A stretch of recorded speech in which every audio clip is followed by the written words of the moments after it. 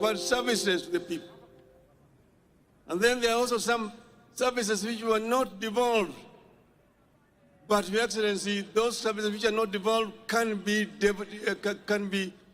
delegated to be implemented by the county government.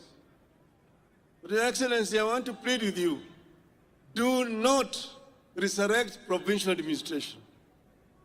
Provincial administration is a relic of colonialism that has no place today in a free and independent Kenya.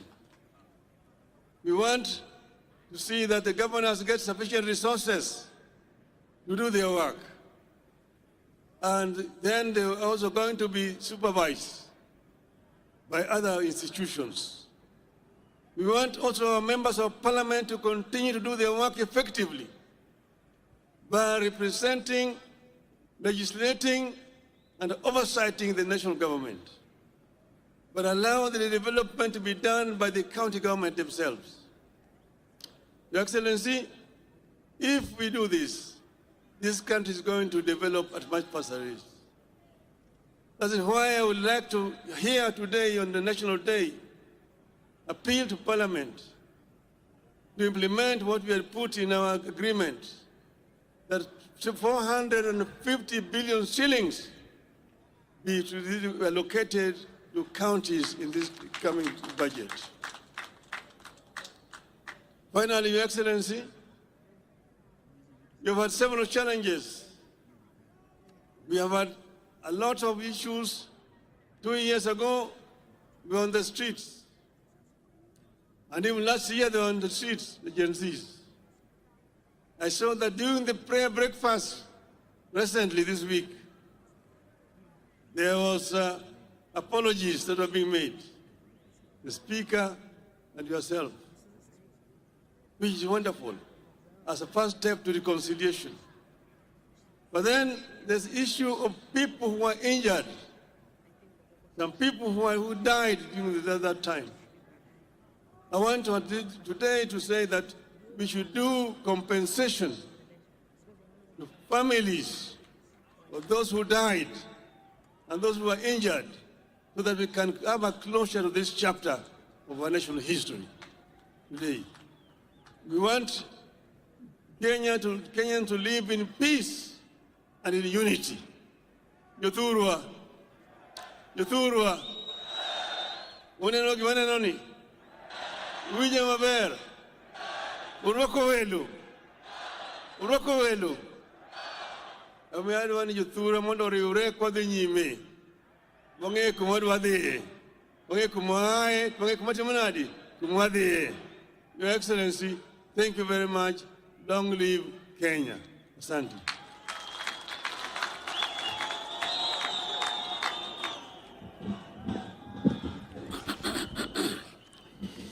Your Excellency, before I invite you,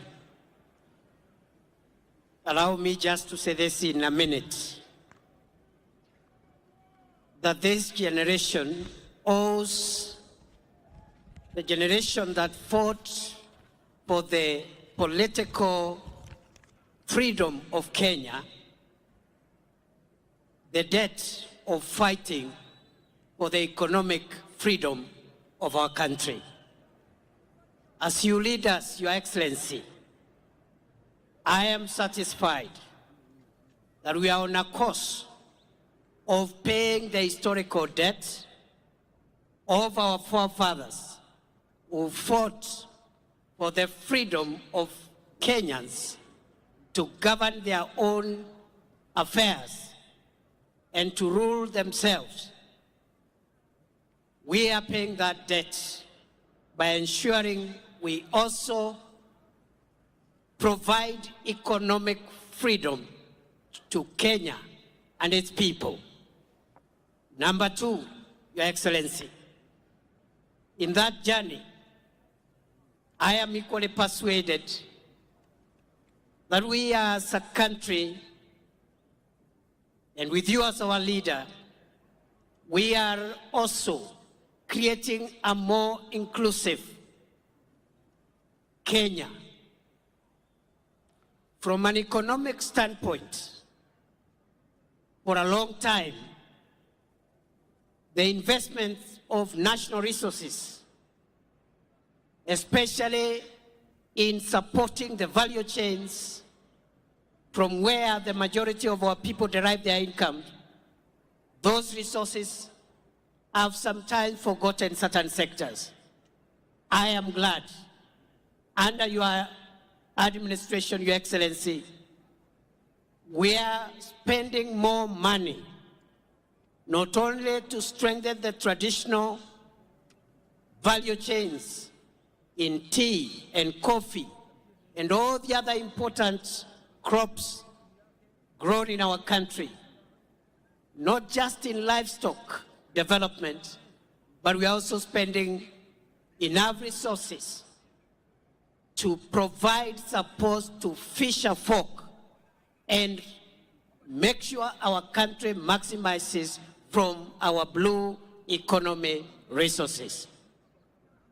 Finally, Your Excellency, as we live and travel this journey, it is also clear on us that between yourself and His Excellency Raila Odinga, you are speaking to our nation so that we can forge closer ties among ourselves as citizens of Kenya, reduce barriers brought about by politics, ethnicity, religion. And going forward, Your Excellency, we look forward to your partnership, yourself and His Excellency Raila Odinga, and the rest of us who are fortunate to be in leadership positions, to build a more united Kenya, a more inclusive Kenya, where one's place of birth, religion, ethnicity doesn't have to count. Rather, their merit and what they bring on board in the contribution of our national development is what matters. I want to appeal that we also bring on board all generations, so that the younger people, the older people, the children, and even the generations to come, we all find ourselves in that one ecosystem because we all belong to this country. No generation is superior to the other. The older people have a role to play.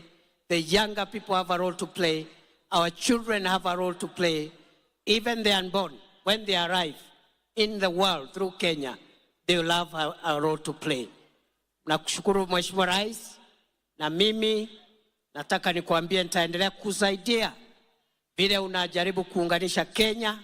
Nimshukuru mzee wetu Mheshimiwa Raila Odinga, ambaye ni kiongozi amesukuma siasa ya Kenya kwa muda mrefu, before some of us even arrived in the scene. But he is courageous enough, patient enough, all the time to consider Kenya greater than each one of us. Na kwa hayo mengi, Mheshimiwa Rais, allow me, fellow Kenyans, that we be upstanding as we invite President William Ruto to come and address us. Wapi shangwe na vigelegele jameni? Asanteni sana.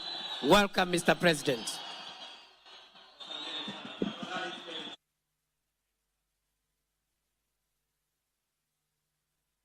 Your Excellency, President Natasha Pirsi Musa from Slovenia, our special guest in this 62nd Madaraka Day here in Homabay. Your Excellencies, honorable members, distinguished guests, ladies and gentlemen, the great people of Homabay and Kenya, hamjambo. Homabay hoye. Amoso jodurwa. Jodurwa untie. Jodurwa umor. Jodurwa oil. Bwana Yesu asifiwe. Asanteni sana. Kwanza, kabla sijasoma taarifa yangu ya siku ya leo, in our midst, we have a friend of Kenya, a great lady who has paid us a visit. When I invited her to come, she was gracious to consider time to come and fellowship with us. And more importantly, she agreed to be a special guest on this Madaraka Day in Homabay. Your Excellency, Madam President, we honor you. We are grateful for your consideration and for coming to be in our midst. And the people of Kenya, represented by the people here, welcome you to Kenya. And as a special guest, let me allow you to make your statement. Tumkaribishe Mheshimiwa Rais na makofi jameni. Welcome, Madam President.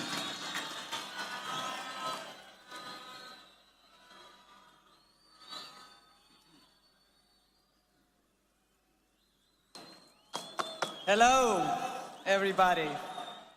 Dear Mr. President, distinguished guests, and above all, people of Kenya, I stand here before you, deeply honored by the privilege that Kenya, a proud and powerful nation of the African continent, has bestowed upon me to address the Kenyan people on behalf of the people of Slovenia. I stand before you, humbled yet proud of how warmly Slovenia has been received and of our shared desire to see the cooperation between our two countries flourish. 62 years ago, the Kenyan people wrote a pivotal chapter in history. Madaraka Day, the day Kenya gained the freedom of self-government, marked the day Kenya finally secured the right to shape its future. An arduous journey came to an end. The days when foreign settlers drove the Kenyan population from fertile land and forced them into poorly paid labor are long gone, but they will never be forgotten. For the struggle for the independence was anything but easy, and it came at a heavy cost.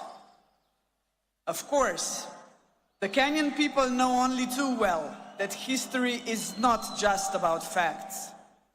It is also about preserving and developing the fundamental values that ensure the survival of a nation.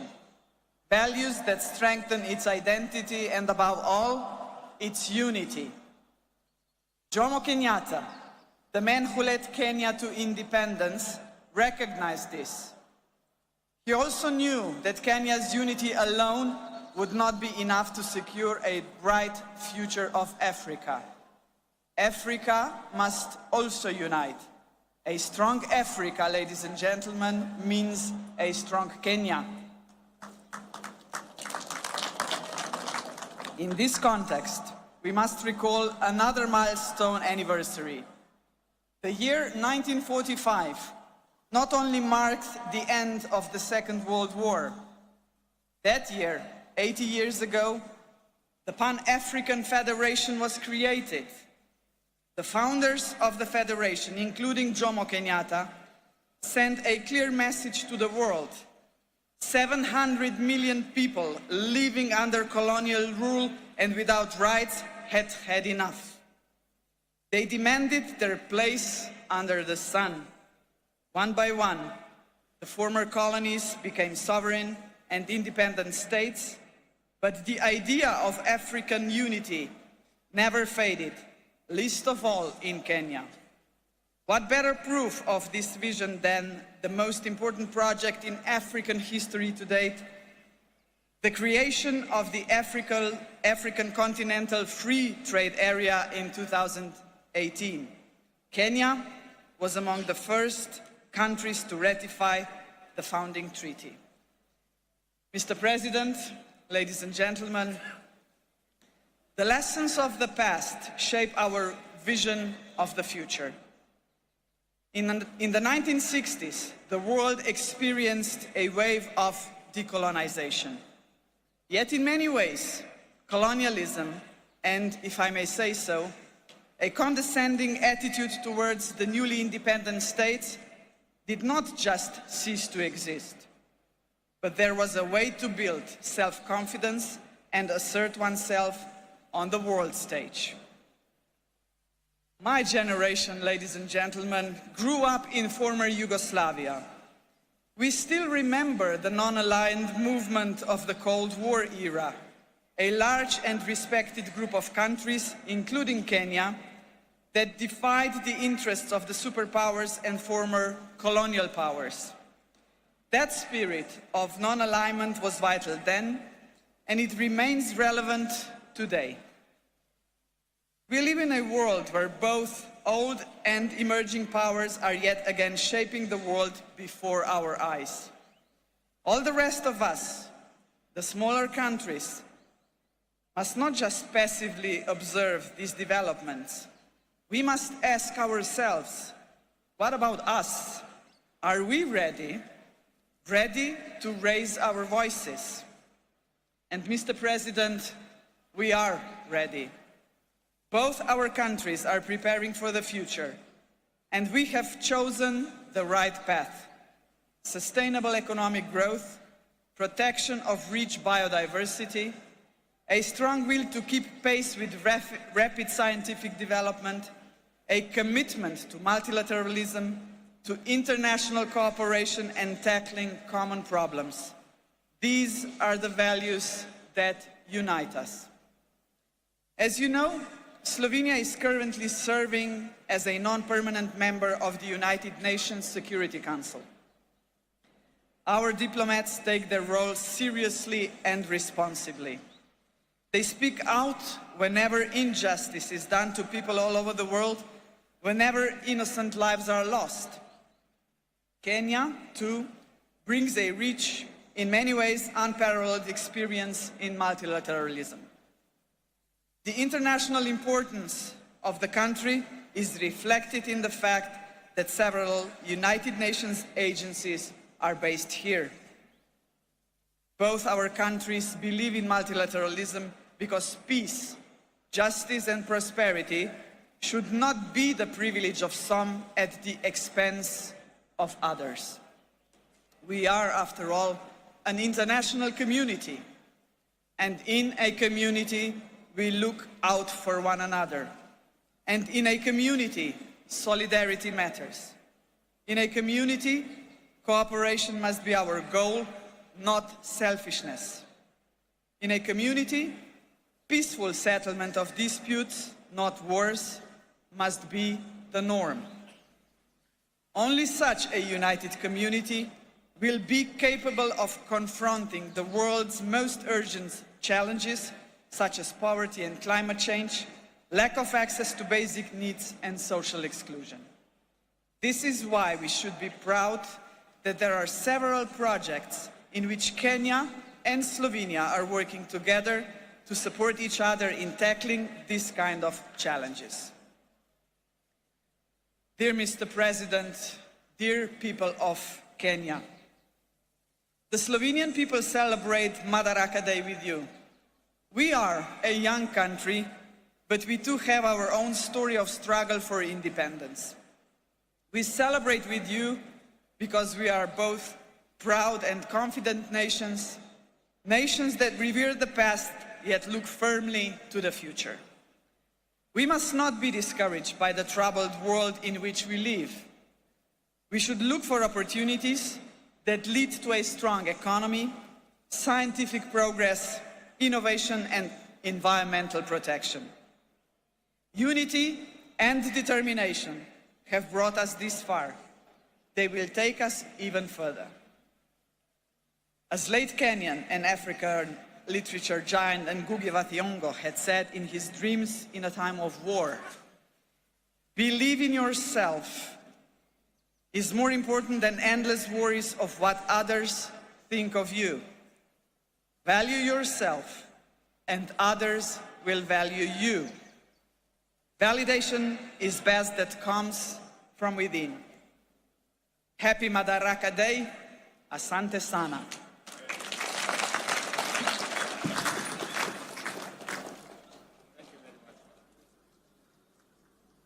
Thank you very much, Madam President. And thank you very much for that statement. Ladies and gentlemen, it gives me immense joy to be back in this county of limitless potential, Homabay. It has been 62 eventful years since we took this historic step towards full independence through our hard work, determination, and self-belief. We have defied odds, surmounted challenges, triumphed over adversity, and emerged as a modern democratic state whose government and economy are energized by the restless ambition of confident citizens. Our forefathers knew, as we do, that we, the people, are the foundation, the pillars, and the engine of this nation, and that only we can do the work of building the Kenya we want. More critically, we understand keenly that this country is our home and we have no other. This is why wherever they go all over the world, Kenyans never forget their homeland and vigorously contribute to nation building. We are acutely aware that although we have given a decent account of ourselves since the first Madaraka Day, we are quite far from where we ought to have reached. It is time for us to reflect on the state of our collective self-belief as a people, because without it, we lose all the opportunities that come with Madaraka. We all know that Kenya is not short of imaginative strategies and bold visions. In fact, so good are some of our plans that other countries have successfully implemented them and achieved impressive progress. Our biggest problem has always been one of implementation and execution. The faith to believe in our plans for change, the courage to execute, and the patience and focus to get it done. Some do not believe that we deserve the good that comes with positive change. Others think we are too poor or even in the wrong part of the world. Yet still, others do not want to see changes that benefit ordinary people or make life better for everyone. Today, ladies and gentlemen, I want to persuade the doubters that no one else is going to bring change except us, and that the only way to build the Kenya we want is by embracing change, however uncomfortable it may seem at first, and that we must possess the self-belief individually and collectively to approach our tasks boldly, confidently, and with determination in order to deliver new, more and better, sooner rather than later. Ladies and gentlemen, over 2.5 years ago, we embarked on an ambitious journey of national renewal powered by the bottom-up economic transformation agenda and rooted in the will and sovereign consent of the people of Kenya. Bottom-up is not just a mere slogan. Today, it is a lived reality for millions of Kenyans, transforming lives and reshaping destinies across the country day by day. This agenda is the expression of a deeper yearning among Kenyans to take control of their own fate and break free from a long history of hopelessness, dependence, and exclusion.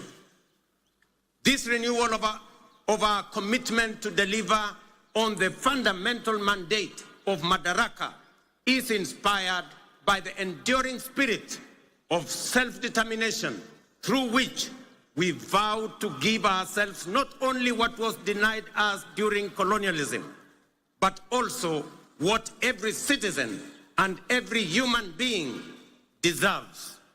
That is liberty, dignity, security, and opportunity. Madaraka affirms our collective faith, shared across generations of Kenyan patriots, that through hard work, innovation, and resilience, our farmers, traders, young people, workers, and professionals will rise to the occasion. With the strength of our imagination and effort, we can and must transform this nation with the imagination of our own minds and the work of our own hands. I speak to you today with a deep conviction that our country is firmly on the path to stability and progress. We have weathered turbulent times, navigated serious challenges, and through courage, policy decisions pursued with resolve, we have not only stabilized our economy, but also charted a clear course to long-term prosperity. Since August 2022, Kenya has recorded an average annual growth of an average of 5%, outperforming the global average of 3.3% and the regional average of 3.8%. Just last month, the International Monetary Fund projected our GDP to reach US dollars 132 billion. That is 17 trillion Kenya shillings, making us the largest economy in our region and the 6th largest economy in our continent. At the same time, inflation has declined sharply from 9.6% in October 2022 to 3.8% in May this year, well below our target of 5% and bringing welcome relief to households and businesses. This reflects the strength of our economic fundamentals and the impact of our bold reforms. During the same period, the shilling appreciated by nearly 20% against the US dollar, from Kenya shillings 162 to Kenya shillings 129, making it one of the best performing currencies in the world. The central bank rate has decreased from 13 to 10%, lowering the cost of borrowing and spurring private sector activity.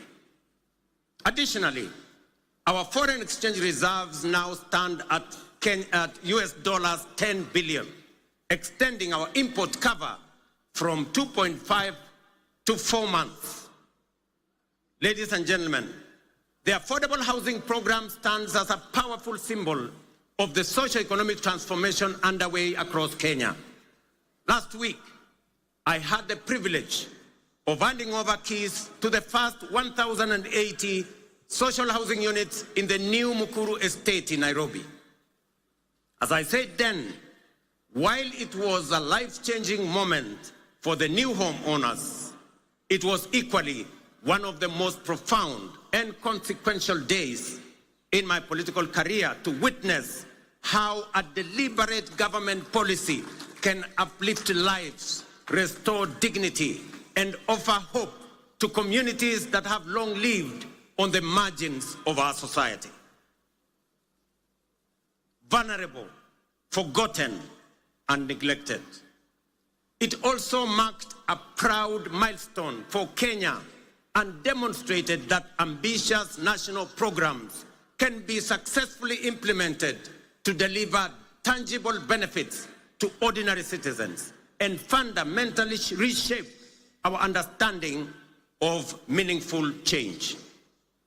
To see families move from the hardship of overcrowded slums to the relative comfort of permanent homes, complete with electricity, running water, and clean cooking gas, was a powerful reminder of what pro-people policies can deliver and the great things we can achieve together when we focus our thoughts and energy on possibilities and action rather than obstacles and doubt.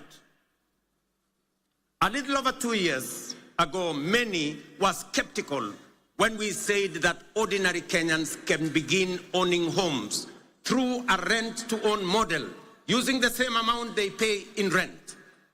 Today, that bold promise is being fulfilled. We saw the joy of Cherusha Mudhoni, a mother of 3, grandmother of 4, and second-hand clothes trader from Mukuru kwa Ruben as she stepped into her new home.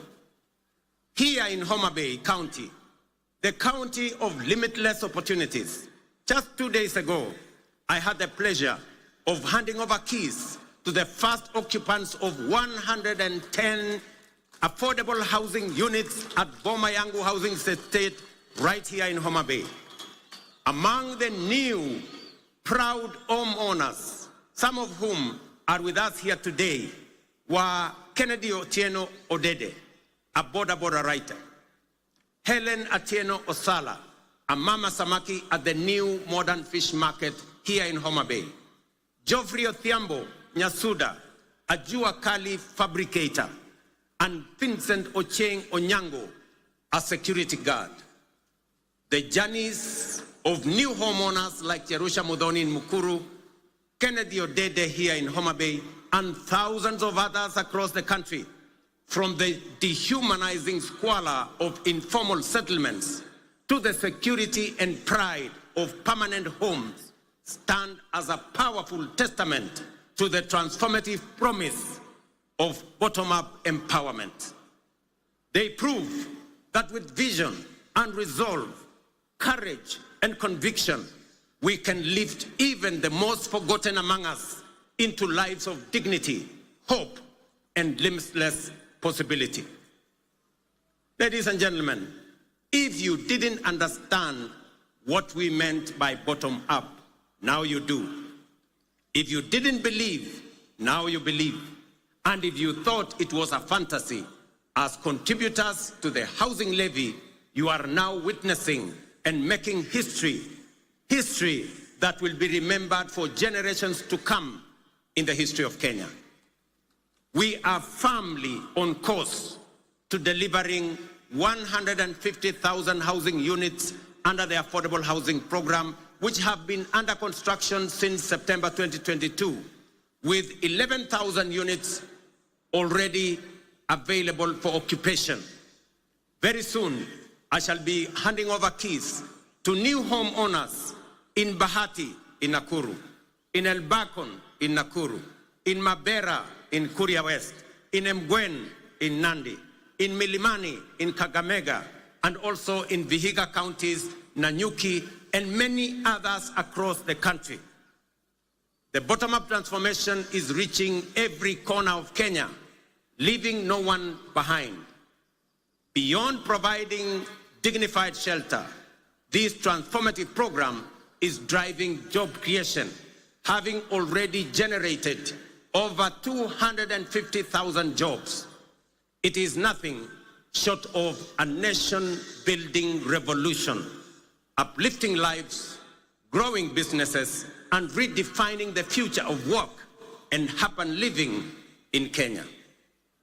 Fellow Kenyans, in recognition and appreciation of the sacrifice made by patriotic Kenyans through their contributions to the housing levy, I am pleased to announce today that we shall be proposing to Parliament a reform to the law that will allow any contributor to access an affordable home loan of up to 5 million shillings at a single-digit interest rate, applicable towards any housing unit in the market. This facility will also enable contributors to offset existing mortgages, offering greater flexibility in their housing journey and allowing many to significantly ease their home financing costs. These reforms will ensure that every shilling contributed to the housing levy works for the contributor, whether through access to affordable housing, home loans, or mortgage relief.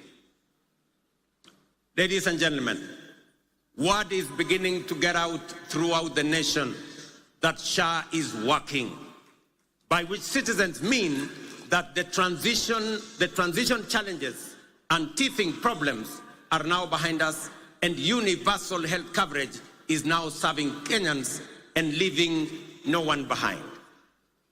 Since the rollout of Taifa Care in October 2024, 23 million Kenyans have so far registered with the Social Health Authority, a resounding vote of confidence in our reformed healthcare model.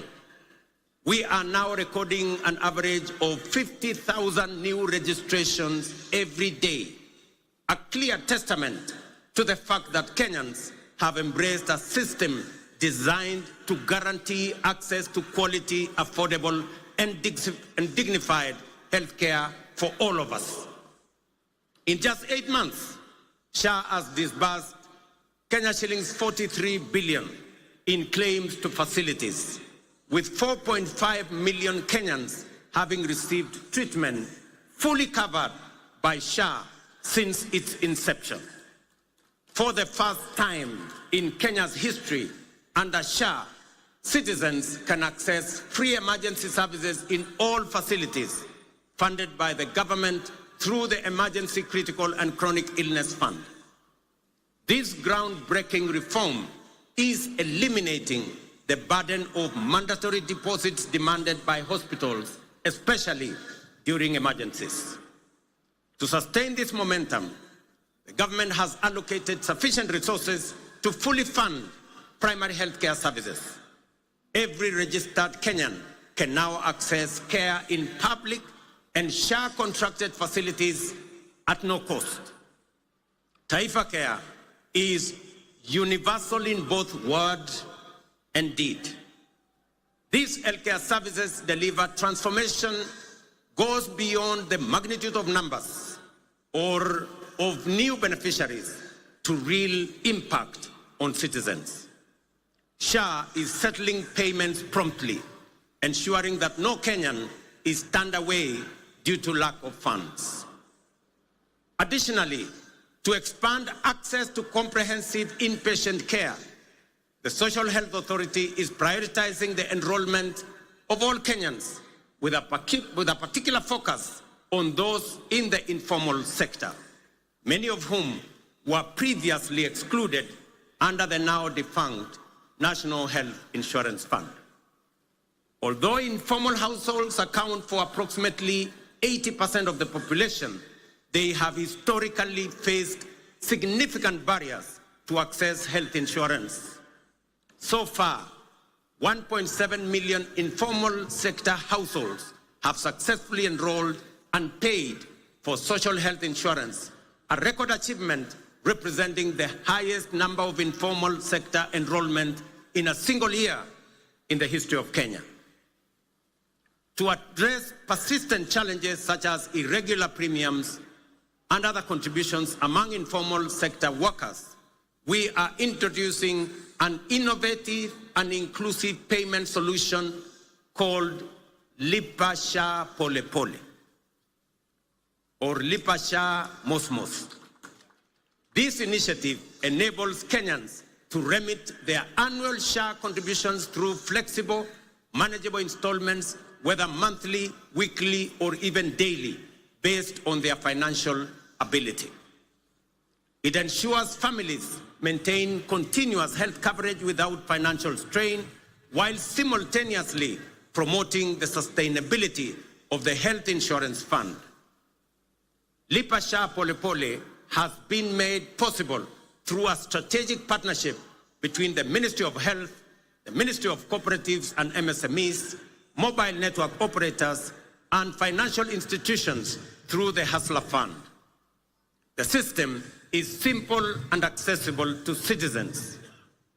Citizens can dial *147# and follow the prompts to enroll and begin their contributions immediately. In addition to enhancing access to health insurance, we have prioritized the availability of essential medical equipment in public health facilities, moving away from the previous managed equipment services model, which placed maintenance and service delivery responsibilities solely on county governments. We have adopted a more efficient approach under the National Equipment Supply Program. Under this new model, the national government, working in collaboration with county governments, engages directly with equipment manufacturers and suppliers to deploy critical medical equipment based on county-specific needs. Payments are made on a fee-for-service basis aligned with the gazetted SHA tariffs. This output-based financing mechanism ensures that facilities are reimbursed only for actual services rendered, thereby enhancing accountability and guaranteeing the availability, functionality, and quality of medical services across public health institutions in our republic. I urge every Kenyan to take charge of their health by enrolling with the Social Health Authority so that together we can end the heartbreaking cycle where families are forced to auction their livestock, sell their land, or part with their life's possessions just to afford medical care. No Kenyan should choose between life-saving treatment and their dignity. Let us unite to build a healthcare system rooted in dignity, equality, and compassion, a system where access to care is a right, not a privilege for a few. Ladies and gentlemen, you will agree with me, fellow Kenyans, that the remarkable progress we are making in both affordable housing and Taifa Care has been made possible by the solidarity, trust, and commitment with which Kenyans have participated in and contributed to the realization of radical positive change on an unprecedented scale. The evidence before us of real progress with real impact on people's lives should encourage and inspire us to do even more together with greater confidence and to turn Kenya into the country we all aspire to belong.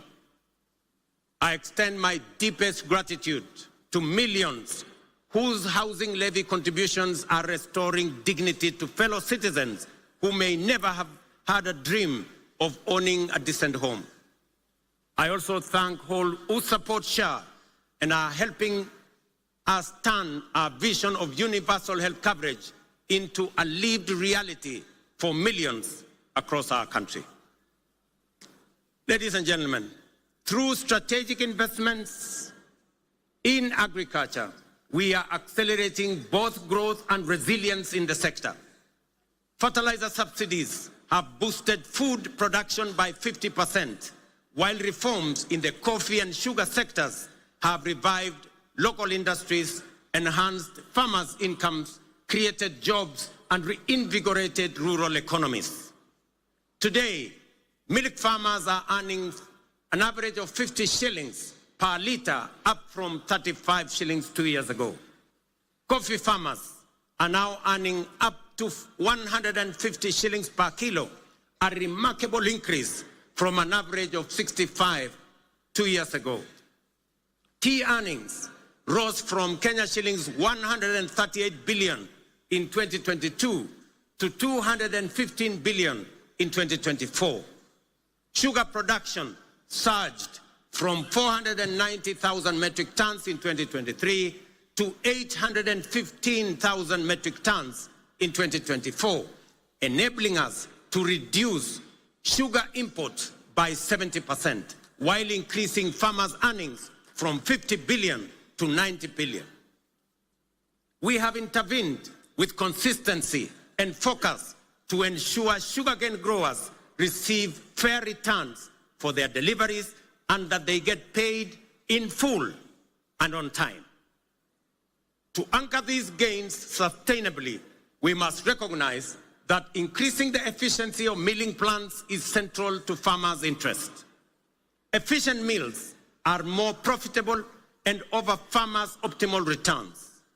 Conversely, outdated mills some of which run on plants that are over 50 years old, recover only 1 ton of sugar from nearly 20 tons of cane, shortchanging our growers and robbing them of their sweat. In this connection, the recent competitive leasing of 4 state-owned factories, Nzoia, Chemelil, Sony, and Moroni, is another strategic step to inject efficiency, restore profitability, and safeguard farmers' livelihoods. Our goal is to modernize the mills, ensure prompt payment to farmers, workers' salaries and wages, and transform these once struggling factories into productive and sustainable enterprises.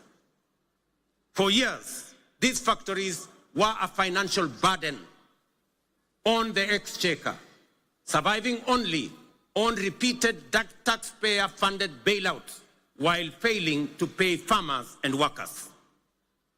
The government of Kenya has acknowledged its limitations in managing these mills. Let it be clearly understood that neither the factories nor their assets, including land, have been sold. They remain public property, leased under strict terms to private sector players to deliver shared value and revive the industry for the benefit of farmers, workers, communities, the sector, and the nation. As we dedicate our efforts to nation building, we are also preparing Kenya to thrive in an increasingly competitive, complex future. This requires equipping our learners with the knowledge, skills, and mindset necessary to seize opportunities and contribute meaningfully to national development. Guided by bold recommendations from the Presidential Working Party on Education Reform, we are undertaking the most transformational shift of our education system in over 6 decades. We have successfully transitioned to a competence-based education system, moving away from rote learning towards a dynamic, skills-based approach aligned with the 21st century needs and our socio-economic goals. Our next priority is to ensure every school has infrastructure and equipment needed to support both learners and teachers. To support this transition, and respond to the needs of our growing population, we have undertaken the largest teacher recruitment drive since independence, employing 76,000 new teachers over a period of 2 years, and are on course on additional 24,000 teachers by January next year. We also have built more than 23,000 additional classrooms, easing pressure on existing infrastructure and shielding teachers and learners from the burden of overcrowded classrooms. At the tertiary level, we have revolutionized education financing through a new student-centered funding model that ensures the sustainability of our TVETs and universities while expanding access for learners. Today, students from poor families get up to 90% of government scholarships, with parents paying only a nominal fee. In recognition of the transformative power of technical and vocational education and training, in tackling pressing socioeconomic challenges such as youth unemployment, skills gaps, and poverty, the government is aggressively scaling up investment in technical training. TVET colleges enrollment is set to grow 4-fold from 500,000 last year to 2 million by the end of this year, equipping a new generation with skills and knowledge needed to drive Kenya's industrialization, innovation, and economic competitiveness. Ladies and gentlemen, to further empower ordinary Kenyans and small businesses with affordable credit, the Hustler Fund has supported over 25 million borrowers, disbursed 70 billion, and mobilized 4.5 billion in savings. It has also introduced a revolutionary credit rating system that is transforming access to finance for millions who were previously excluded from the formal financial system. The Hustler Fund credit rating system is designed to offer fair and transparent assessment of creditworthiness. It serves as an alternative form of soft collateral for individuals at the base of our economy, the historically excluded majority who lack access to formal financing guarantees such as payslips, title deeds, or other traditional forms of collateral. To date, over 4.5 million beneficiaries with strong credit scores have been qualified for increased loan limits. Notably, 400,000 of them are now eligible for loans of up to 150,000 without any other collateral except their credit score, bringing them into direct engagement with commercial banks. This effectively integrates them into the mainstream financial system, unlocking greater economic opportunities for them. As part of this financial empowerment program for those at the base of our economy, I am pleased to announce that in recognition of the immense potential of our young people, their critical role in the economy, and their capacity for creativity and innovation, the government of Kenya has partnered with the World Bank to roll out the 20 billion National Youth Opportunity Towards Advancement Project, commonly known as NYOTA. This initiative aims to empower over 800,000 young people aged between the ages of 18 and 29 years, and up to 35 years for those with disabilities, by enhancing their employability through skills, training, on-the-job experience, recognition of prior learning, and entrepreneurial development, and the promotion of a savings culture. The NYOTA project leverages the Hustler Fund platform and has already attracted over